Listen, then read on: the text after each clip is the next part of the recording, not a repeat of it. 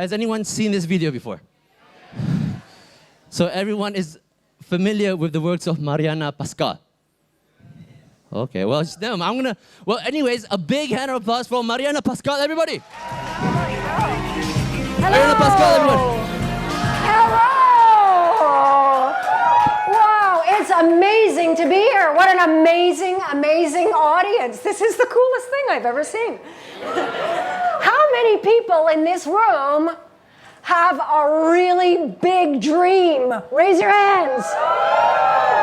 How many people have a crazy, scary, exciting, keep you awake at night, freak you out because it's so big kind of a dream?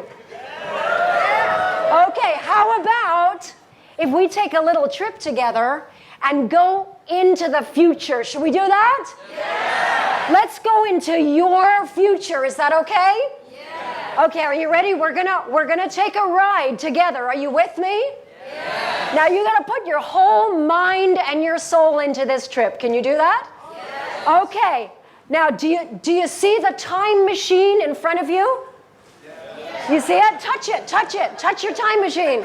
Touch it. Everybody touch your time machine. Okay. Open the door, open the door. Open the door. Get into your time machine, close the door. Everybody close your door. Get comfortable because we're going into the future. Get your pigoo comfortable in there. We're going into the future. Should we go 1 year in the future, 5 years, or 10 years? 10 years. How many people say 1 year? How many say 5 years? How many say 10 years? 10. We're going 10 years into the future. Find your button. Find the button. What year do we want? 2023. Can you find the 2023 button? Okay, get ready. Everybody, can you find your button, 2023? Hold on tight. Hold on, because it's going to be a bumpy ride for a minute. Ready? Press your 2023 button. Let's go. Come on.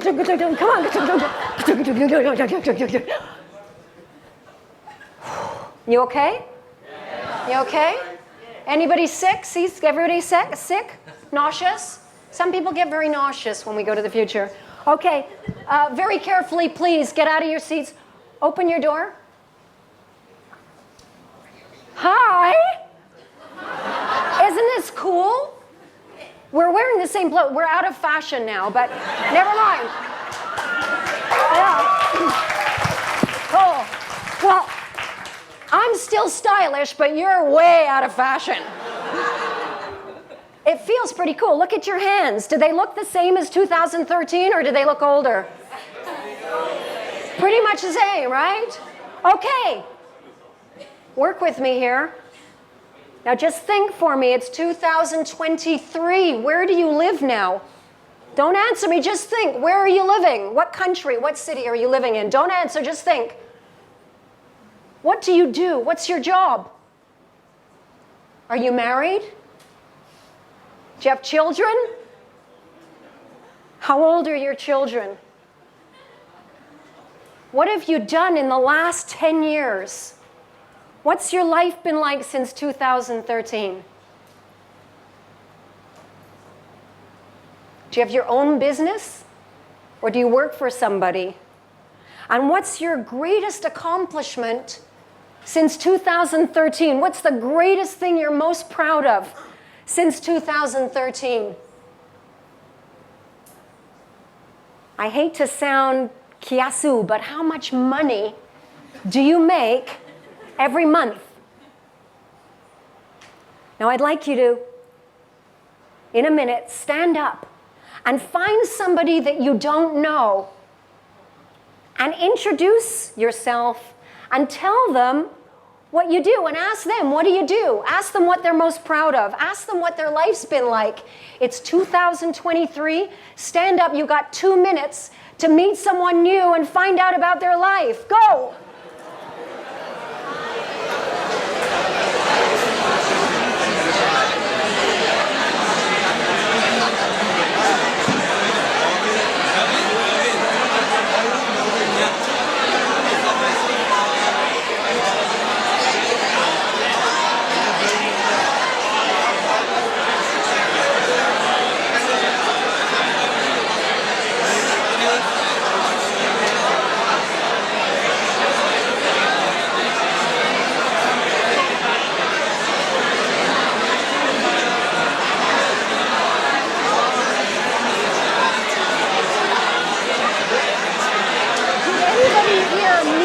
somebody who's doing something in this year of 2023 who's doing something really interesting?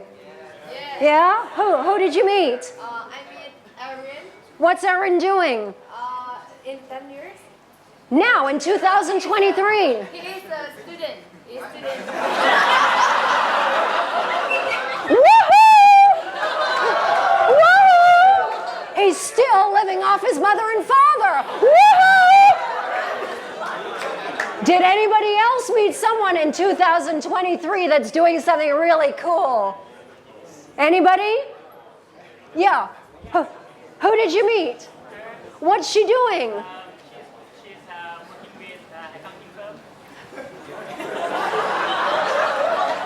She's working for an accounting firm. Woohoo!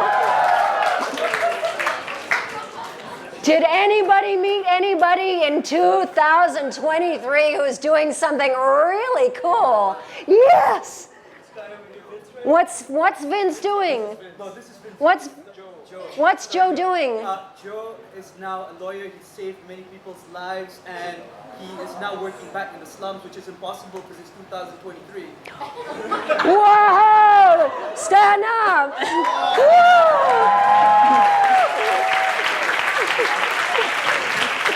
A lawyer saving lives and working in the slums. Fabulous. Was that interesting? Yeah. So, how do we make the changes to make these wild, big, hairy, scary, audacious dreams come true? We gotta have confidence, right? Wrong! You don't get confidence before you do the big scary thing. Confidence is the reward. You gotta do it first. Confidence comes after. That's like saying, if you give me the trophy first, I'll feel really good and I'll enter the race. No! Everything that I've done in my life, every success I've ever had, I was either terrified or I completely screwed it up the first time around. Everything. Can I tell you a little bit about how I got to Malaysia? Yes. I was living in, excuse me, my voice is gone. I just had 10 straight days of training with Patronus, and I just finished an hour ago and I can hardly talk. I was living in Toronto, Canada, and I was an actress. Well, wait a minute. I had been a fairly successful actress, but at that year that I came to Malaysia, I was pretty much doing TV commercials. So I was the lady with to say, "Hi, my kids love Tide detergent because it gets their socks white, white, white." Do you think that was the career I had imagined? No, all that training, all the Shakespeare training, and I'm selling laundry detergent. I knew I wanted to get away and live somewhere else. So one day I just decided. And I sold everything in my apartment in a big sale. I remember it very well. Sold everything I owned. I'd lived alone for many, many, many years. I sat on this end of the street and cried my eyes out because every last thing, every fork, every knife, every spoon, every piece of clothing, every chair, everything I owned, I sold in a big garage sale. And I got on an airplane to go to Australia. I didn't know anybody. And I had a stopover in Malaysia. Didn't know anything about Malaysia. And when I arrived here, can I tell you my first day? Yes. You think I was cool and confident coming here? No, of course not. I was scared out of my mind. I didn't know anybody. I didn't know where I was going. I didn't know what I was going to do. Thank you. Thank you so much. I arrived here. I went to a Malay restaurant. I'm all alone. I don't know a soul. I don't know what I'm going to do. And I sit in and I'm looking at the menu and I think, you know, I'll have some of that Nasi Lemak. So I order. I say, Nasi Lemak, please. And of course the guy says, huh? I said, Nasi Lemak. He says, yeah, okay, yeah. I said, but no rice, please. He says, huh? I said, no, I don't like rice.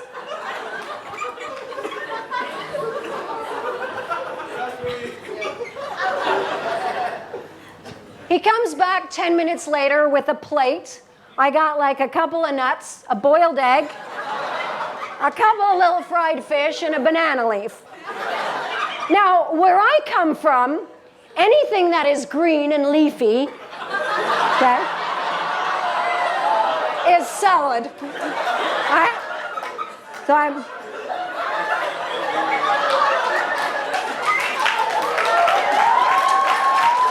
I call him over. I said, can I exchange the salad?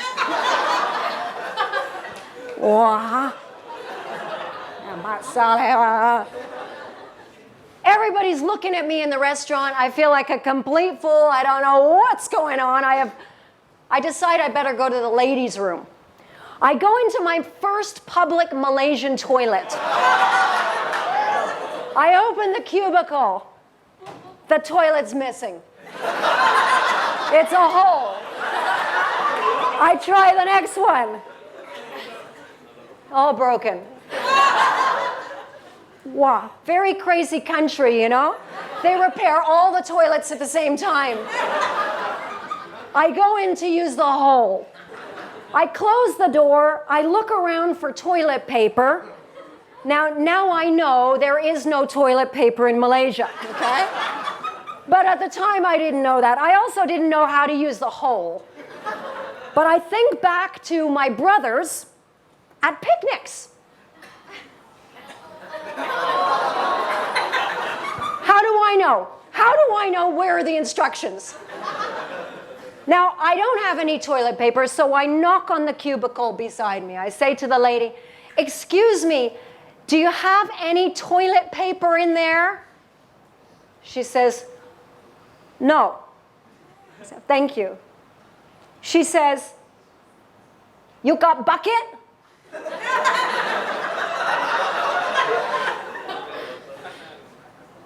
Yeah, I got a bucket. She said, inside bucket, got pail? Yeah. She said, you use bucket, you use pail. Said, okay, thank you.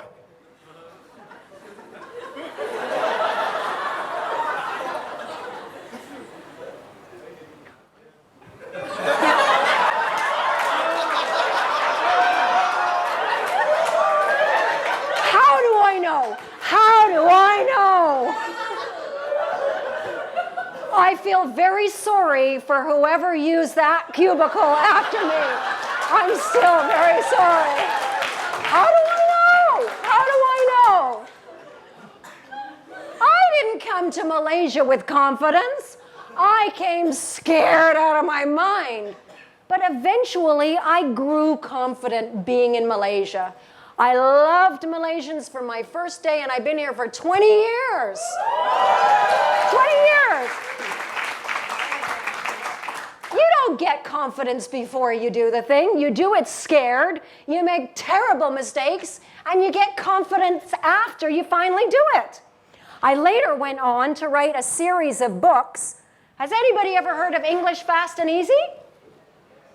Well, clearly not. These are a series of books, well, you don't need it, obviously, here. And these are books that teach English with cartoons, and it happens to be number 2 on Borders bestseller list now. Oh, stop. When I first wrote these books, I thought it would be really cool to write a series of books that taught English with cartoons, because nobody likes learning English with lots of boring words, right? Yeah. And I thought, wouldn't it be cool if I made the cartoons really funny, so you would learn English and you would laugh at the same time? Good idea? Yeah. No, stupid idea. I wrote an entire book, 365 pages of book. I paid an illustrator to do all of the cartoons, and they were all jokes that taught English. And I was so proud because it was very funny.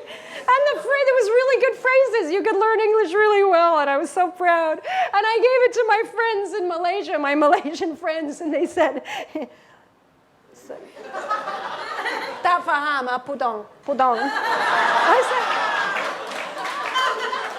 Saya tinggal sini 20 tahun, saya boleh cakap bahasa Melayu. So they didn't understand the jokes. And I'm saying, well, you see the elephant is under the bed. See, that's it. They're like, oh, yeah. Okay. And then the phrase mean what? I had to rewrite the entire book not funny. Because you can't make somebody laugh and teach them in the same cartoon, I discovered. But I did it completely wrong the first time.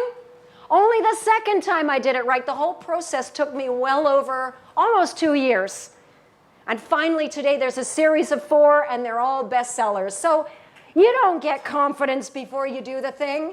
You do it anyway. And the confidence is the beautiful, wonderful, awesome, amazing reward that comes from doing the thing that terrified you in the first place. Thank you. Good night.